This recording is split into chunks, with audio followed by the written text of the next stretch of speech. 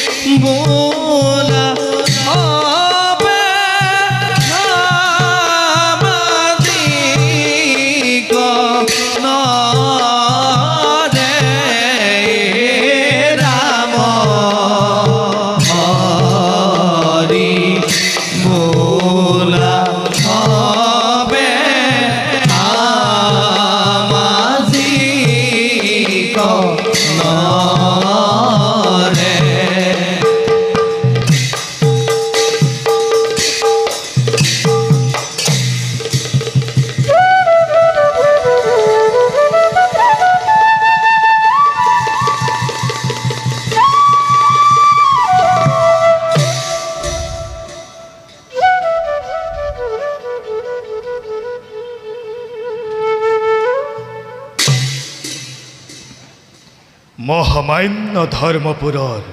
মন্ত্ৰীবৰ মহাৰাজ মোৰ ৰাজ্য মোৰ অতিকৈ মৰমৰ প্ৰজাসকলৰ মংগল নে মহাৰাজ ৰাজ্যৰ প্ৰতি প্ৰান্তত নিতৌ পুৱা আৰু সন্ধ্যা হৰি পূজা আৰু হৰি কীৰ্তন হয়নে বাৰু ৰাজ্যৰ সৰ্বত মংগলৰ বাবে মহাৰাজ মন্ত্ৰীবৰ ৰাজ্যৰ প্ৰজাসকলৰ সৰ্বত্ৰ মংগল প্ৰজাসকলে আমাৰ ৰাজ্য মংগলৰ কাৰণে হৰি পূজা হৰি কীৰ্তনেৰে মুখৰিত কৰিছে আমাৰ ৰাজ্য শুনি সখী হলো মন্ত্ৰীবৰ মহাৰাজ মন্ত্ৰীবৰ মহাৰাজ যদিও বা অপুত্ৰক মই এই পৃথৰ একোজনী মাথোন কন্যা অঞ্জলি তাইও বৰ্তমান ভৰ যৱনা গতিকে মহাৰাজ পিতৃৰ দায়িত্ব পালন কৰি উপযুক্ত পাত্ৰৰ হাতত অঞ্জলিক অৰ্পণ কৰিবৰ বাবে স্বয়ম্বৰ সভাৰ মই কৰিছোঁ আয়োজন কিন্তু স্বয়ম্বৰৰ দিন চমু চাপি অহাৰ লগে লগে নানান চিন্তাই ভাৰাক্ৰান্ত কৰি তুলিছে মোৰ মন মহাৰাজ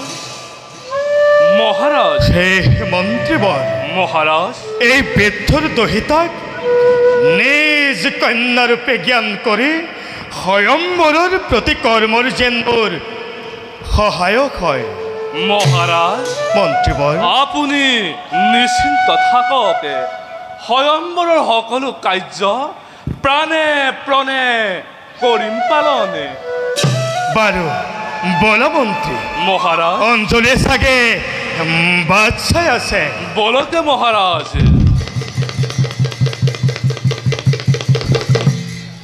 মহাৰাজ দৈত্য সেনাপতি অভিবাদন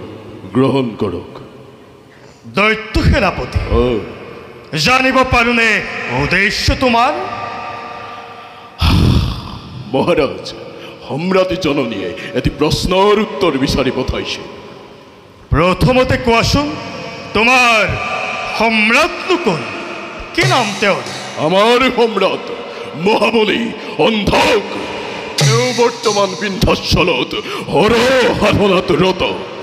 সম্ৰাট জননীয়ে আমাক আপোনাৰ কাষলৈ পঠাইছে এটি প্ৰশ্নৰ সুদুত্তৰ বিচাৰি সদুত্তৰ অ কি সদুত্তৰ বিচাৰিছে আমাৰ ওচৰত আপোনাৰ কন্যাৰ স্বয়ম্বৰ হৈছে আয়োজন যদি হৈছে তেন্তে সেই তালিকাত আমাৰ সম্ৰাটৰ নাম অন্তৰ্ভুক্ত নহ'ল কিয় তোমাৰ সম্ৰাট দৈত্য অনাৰ্য আৰ্যৰ স্বয়ম্বৰ সভাত অনাৰ্য দৈত্যৰ প্ৰৱেশাধিকাৰ নাই সেনাপতি মহাৰাজ এই সংকীৰ্ণ মনোভাৱ মহাৰাজ ত্যাগ কৰিব লাগিব আৰু এই স্বয়ম্বৰ তালিকাত আমাৰ সম্ৰাটে প্ৰৱেশাধিকাৰ পাবই লাগিব অনাৰ্য সেনা প্ৰধান সাৱধানে কথা কবা অতি শীঘ্ৰে প্ৰস্তাৱ প্ৰত্যাহাৰ কৰা নহ'লে তুমি কি কৰিবা অন্ধকাৰ পোতাখলত অলংকৃত কৰাম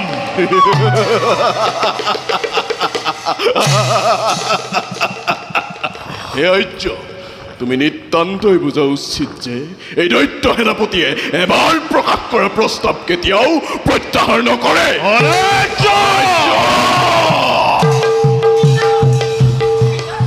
এই যুদ্ধ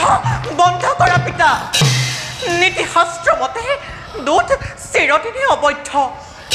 দূতৰ লগত যুদ্ধ কৰা ৰাজধৰ্মৰ পৰিচায়ক নহয় পিতা তুমি বুজা নাই কিয় পিতা ঐক্যানীয় ধৰ্মী দূতৰ কি আকাশলংঘী স্পৰ্ধা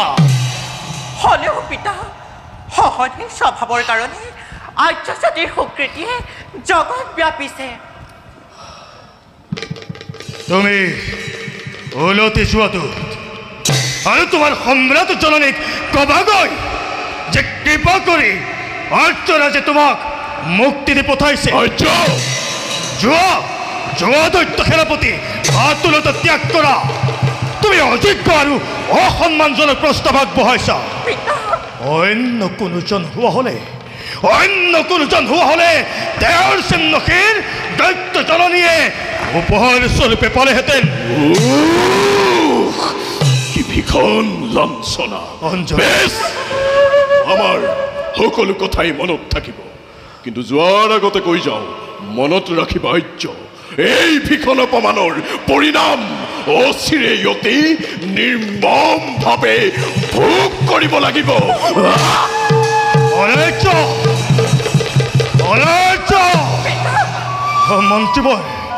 মন্ত্ৰীবৰ মহাৰাজ অনাৰ্য অন্ধকৰ বাবে তুমি সতৰ্ক হৈ থাকিবা ঘোষণা প্ৰচাৰ কৰা সমগ্ৰ ৰাজ্যভূমি সকলোৱে যাতে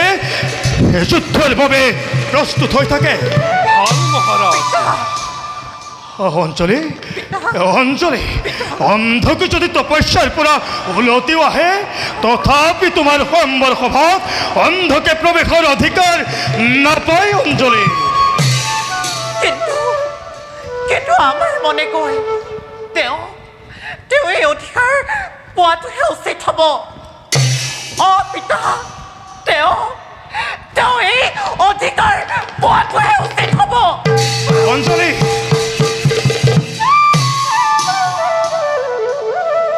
অঞ্জলিয়েতো সকলো কথা ভাবি চিন্তি কয় কিয় আজি এনে সংগতিপূৰ্ণ কথা ব্যক্ত কৰিছে মহাৰাজ মন্ত্ৰীবৰ চঞ্চলা ছোৱালী কিবা ভাবোতে কিবা কৈ পেলালে তাৰ বাবে মহাৰাজ আপুনি নিশ্চিন্ত থাকক হে প্ৰভু কৰোণাময় অঞ্জলিক সুমতি দিবা প্ৰভু মন্ত্ৰীবৰ মহাৰাজ নাই আৰু আলস্যৰ বিষয় আজিলৈ সভা ইমানতে ভংগ কৰা হ'ল ভাল মহাৰাজ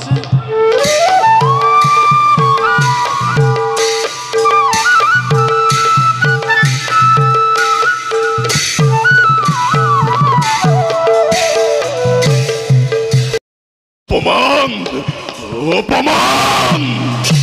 কি ভীষণ অপমান আৰ্যৰ ওচৰত সেনাপতি কোনে কৰিলে অপমান আৰু কি পালা ৰাজা ধৰ্মধ্বজৰ উত্তৰ এই কথা ক'বলৈ গ'লে হৃদয় ৰোমাঞ্চিত হৈ উঠে মাতৃ কি কম ধৰ্মধ্বজ কোনোমতেও আপোনাৰ প্ৰস্তাৱত মান্তি নহ'ল সেনাপতি বৰঞ্চ অনাৰ্য বুলি গোটেই দৈত্য জাতিক ৰাজসভাৰ মাজত বহুতো তিৰস্কাৰ কৰিলে তথাপিতো অসহ্য হৈ এই তিৰস্কাৰৰ প্ৰতিবাদ কল্পে প্ৰাণে প্ৰাণে যুঁজ দিছিলোঁ কিন্তু মাতৃ ব্যৰ্থ হলো মই কি ইমান দুঃসাহস অপমান কৰিছে অনাৰ্য বুলি এতিয়াও বুজা নাই দৈত্য জাতিৰ বীৰত্বৰ কথা বেছ এইবাৰ উপযুক্ত শাস্তি দিয়া হ'ব মাত্ৰ পুত্ৰ অহালৈ অপেক্ষা অন্ধকৰ আগমনৰ লগে লগে হৈ সকলো কাৰ্য পূৰ্ণ কৰা হ'ব জয় অন্ধকাসুৰৰ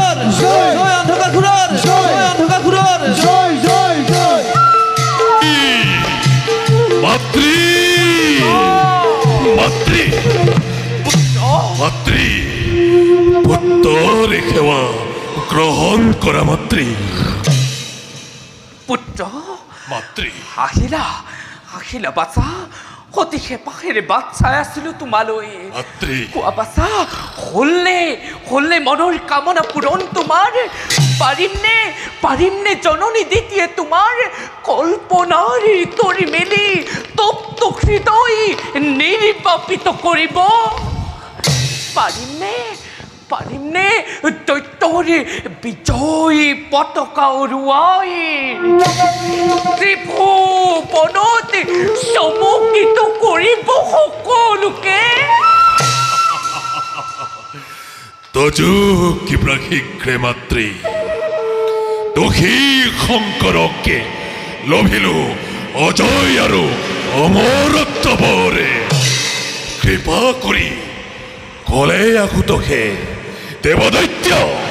যক্ষ ৰক্ষ গন্ধৰ্ব কিন্ন নাকি নৰ কেশৰে মুছৰে জলচৰে আছে যত স্পন্দিত শৰীৰে এই জগততে নোৱাৰে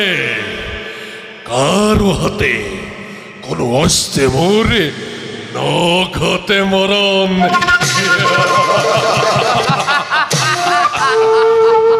কি কলি বাচা অজেয় আৰু অমৰত্ব বৰ লোপিলি তই শিৱ শংকৰৰ পৰা ইজে অতি আনন্দৰ কথা আনন্দ কৰা উৎসৱ কৰা আনন্দ উৎসৱৰ মধুৰ লগনত অভিষিক্ত হওক অন্ধক মোৰ জয় অন্ধকাৰ জয় অন্ধকাৰ জয় অন্ধকাৰ মাতৃ এতিয়া তোমাৰ পুত্ৰৰ প্ৰধান আৰু প্ৰথম কৰ্তব্য কি পুত্ৰ মাতৃ প্ৰধান আৰু প্ৰথম কৰ্তব্য মাতৃ জননীৰ আদেশ পালন কৰাৰ মাতৃৰ চৰণে স্পৰ্শ কৰি জ্ঞাতিগণৰ সন্মুখতে কৰিছো প্ৰতিজ্ঞা জীৱনকে তুচ্ছ জ্ঞান কৰি হলেও প্ৰাণপণৰে জননীৰ আদেশে কৰিম পালনে এই হ'ব মোৰ জীৱনৰ শুনি সন্তোষিত হলো তোমাৰ প্ৰতিজ্ঞা মাতৃ আৰু বেছি সুখী হ'ম যেতিয়া তাক কাৰ্যকৰণত মাতৃ এতিয়া শুনা পুত্ৰ মাতৃ মাতৃৰ প্ৰথম আদেশ ৰাজা ধৰ্মধ্বজৰ তনয়া অঞ্জলিৰ স্বয়ম্বৰ কালিলৈ হ'ব অঞ্জলিৰ স্বয়ম্বৰ কালিলৈ হ'ব গৰ্বিত নিপতিয়ে তোমাৰ ব্যতিৰেকে সকলো নিপতি আৰু নিপপুত্ৰ হবক তালৈ কৰিছে নিমন্ত্ৰণ। কেৱল অনিমন্ত্ৰিতেই নহয়, অনাৰ্য আখ্যাৰে বহু কৰি ককৰ্থনা, অপুত্ৰ বহু কৰি ককৰ্থনা অপমান কৰিছে দৈত্য দানৱগণক। এই হেতুকে অনতি পলমে সমদলে গৈ গৰ্বিত ধৰ্মধ্বজৰ গৰ্ব চূৰ্ণ কৰি আনাগৈ অঞ্জলি খৰি অপুত্ৰ আনাগৈ অঞ্জলি খৰি পুত্ৰবধূৰূপে পাওঁ যেন মই এই দানৱ সমাজৰ। এই হ'ব ভাতৃ, আজিৰ পৰা তেন্তে হকে পূজা জননীৰ ৰুক্মকেতু মহাৰাজ অজোৱা প্ৰাসাদে নতুন সাজে নিৰ্মাণ কৰক নগৰ তুৰণে চলে বলে কৌশলে হৰি হৰি অঞ্চলিকে হৰণ কৰি আনি উপহাৰ দিম প্ৰথমে মাতৃৰ হাতত। পুত্ৰ দিয়া শিশুকে আশীৰ্বাদ কৰিছো দানৱৰ সম্ৰাট অন্ধকাৰে সৰ্বখ্যাতি ব্যাপক বিস্তাৰ অন্ধকাৰে সৰ্বখ্যাতি ব্যাপক বিস্তাৰ অন্ধকাৰে সৰ্বখ্যাতি ব্যাপক বিস্তাৰ। মাতৃ ৰাখিচ্য কৰি অক্ষয় কব যে আদেশ পালিবৰ হেতু হলো অগ্ৰসৰে সেনাপতি ৰণসাজে সসজ্জিত হৈ ওলোৱা লগতে মোৰে বজোৱা বাদ্যকাৰে বাদ্যৰ ধ্বনিতে উঠলি উঠকে আকাশে বতাহে জয় অন্ধকার, জয় অন্ধকার, জয় অন্ধকার, জয় জয় জয়। জয় জননী দিদি, জয় জয় জননী দিদি, জয় জয় জননী দিদি, জয় জয় জয়।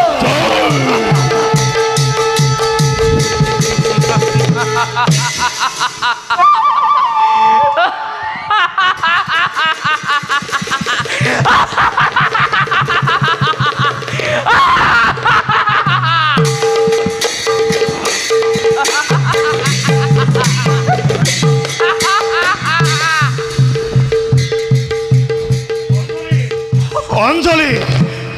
অঞ্জলি, এয়া মই কি শুনিছো? কি পিতা? জাতিৰ শত্ৰু, দেশৰ শত্ৰু অনাৰ্য অন্ধকাৰ বাহিৰে বোলে তুমি আনৰ কথা ভাবিবই পৰা নাই।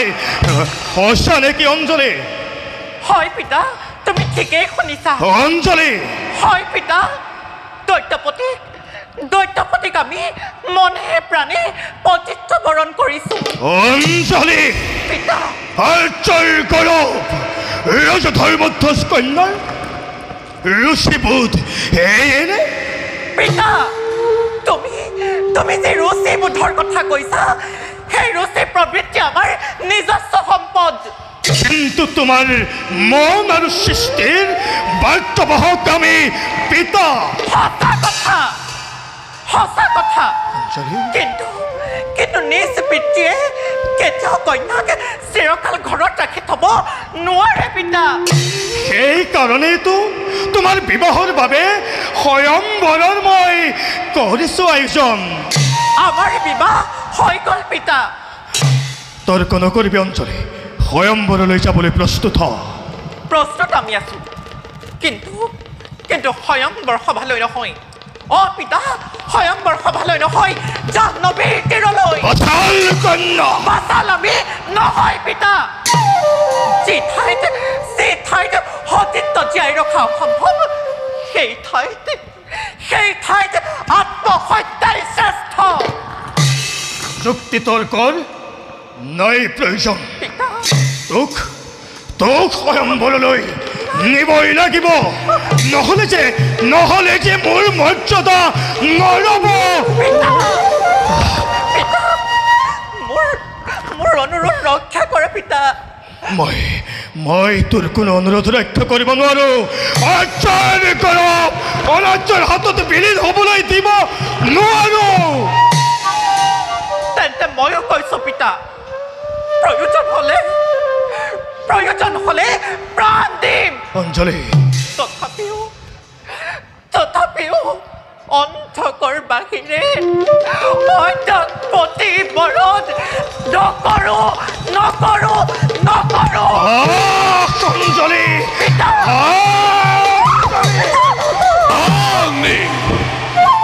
পিতৃ হৈ কন্যাৰে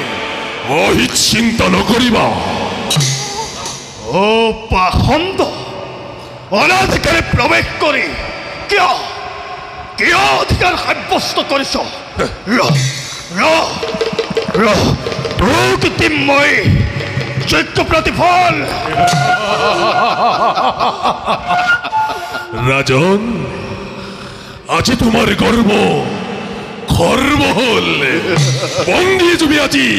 এই অন্ধকাৰ হাতে আলহী হ'ব লাগিব অন্ধকাৰ দাখালত তুমি নাই সম্ৰাট পিতাক বন্দী নকৰিবা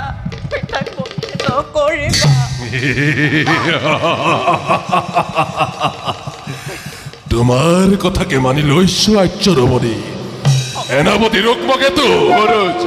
আৰ্য ৰজাকে সন্মানেৰে সুৰক্ষা প্ৰদান কৰি আমাৰ ৰাজপ্ৰসাদলৈ লৈ বোলা নাই আৰ্য কেতিয়াও অনাৰ্যৰ ৰাজপ্ৰসাদলৈ যাব নোৱাৰে আৰু নাযাওঁ তুমি যাবলৈ বাধ্য ৰাজন আৰু মই যদি অবাধ্য হওঁ বল প্ৰয়োগ কৰি হলেও টানি নিবলৈ উদ্যত হম সেনাপতি মহাৰাজ তেন্তে সেয়াই কৰা বল মহাৰাজ নকৰিবা পিতাক তেনে আচৰণ নকৰিবা পিতা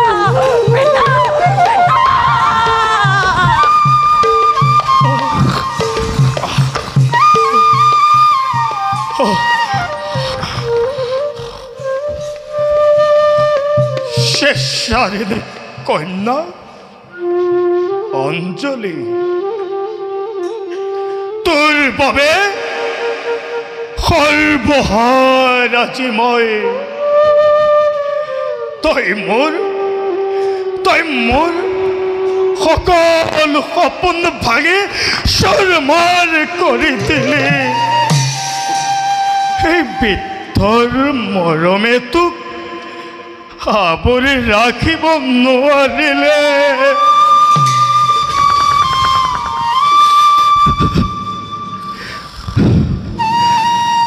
হে ধৰ্মপুৰৰ প্ৰজাসকল আপোনালোকে যদি সুস্থ সবল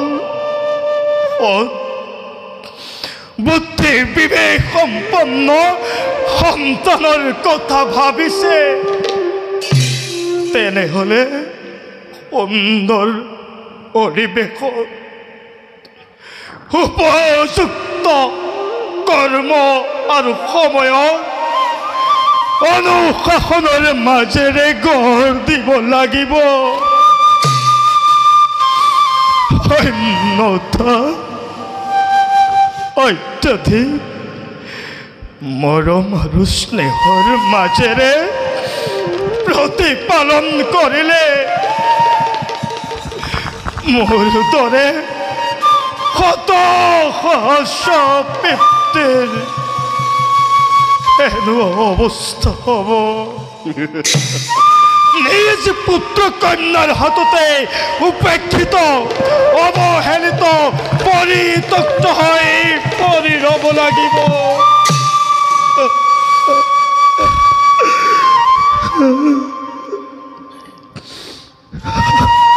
বিদায় বিদায় কৰি অসি জন্মভূমি, বিদায় কৰি অসি জন্মভূমি, বিদায় মোৰ মৰমৰ প্ৰজাবৰ্গ।